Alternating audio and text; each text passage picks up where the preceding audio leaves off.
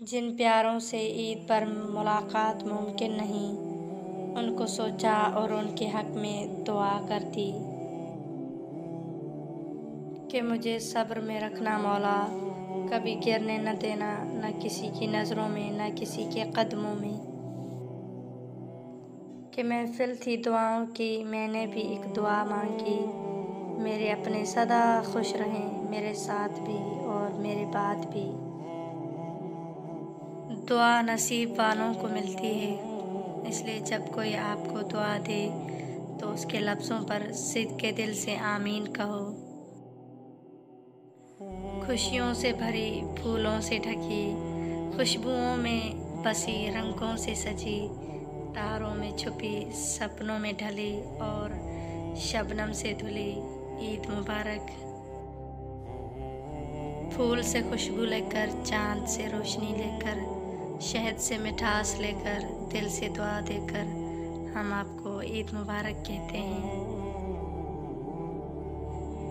ऐ ईद इस बार जो आना, हर चेहरे पे हंसी लाना, हर आंगन में फूल खिलाना, जो रोए हैं उन्हें हंसाना, जो रूठे हैं उन्हें मनाना, जो बिछड़े हैं उन्हें मिलाना। प्यारी ईद तुम जब भी आना, सबके लिए खुशियाँ लाना। लम्हा लम्हा ये वक्त गुजर जाएगी, कुछ लम्हे के बाद ये ईद की रात आएगी। अभी से हमारी मुबारकबादी ले लो, वरना फिर ये मुबारकबादी आम हो जाएगी। कोई गम भी तेरे पास न हो, तेरी आंखें कभी उदास न हो, कभी तन्हाई का एहसास न हो, तेरे होंठों पे कभी प्यास न हो।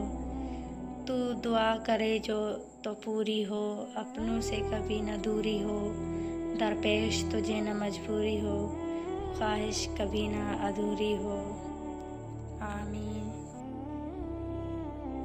ताक रातों में अल्लाह से मांग कर देखो, ये रातें नसीब बदलती हैं। या अल्लाह, इस साल को दुनिया भर के मुसलमानों के लिए सुकून और राहत वाला बनाना। आमीन। चांद रात मुबारक हो इस दुआ के साथ कि अल्लाह ताला आपकी ज़िंदगी की हर ख्वाहिश, आरज़ू और दुआ पूरी करे। आमीन। रमज़ान का चाँद मुबारक। अल्लाह इस महीने के सदक़े हमारे तमाम मुश्किलात और परेशानियों को दूर फरमाए। आमीन। अल्लाह ताला रमज़ान में किए गए अमाल को कबूल फरमाए और इस बाबरकत रात के सदक़े सबकी जायज़ ख्वाहिशात पूरी फरमाए, सब पर अपनी लामहदूद रहमतें नाज़िल फरमाए। आमीन। ए अल्लाह पाक, जो ज़िंदगी गुज़र गई उस पर तेरा शुक्र अदा करते हैं और जो ज़िंदगी बाकी रह गई है उस पर तेरी रहमत के तलबगार हैं। हम सब पर अपनी रहमत के दरवाज़े खोल दे। आमीन। रमज़ान अल मुबारक की दुआएं मुक़द्दर से जीत जाने का हुनर रखती हैं।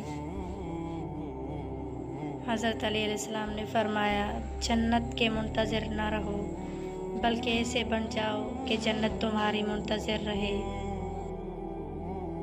बेहतरीन ज़िंदगी जीने के लिए इस हकीकत को तस्लीम करना पड़ता है कि सबको सब कुछ नहीं मिल सकता।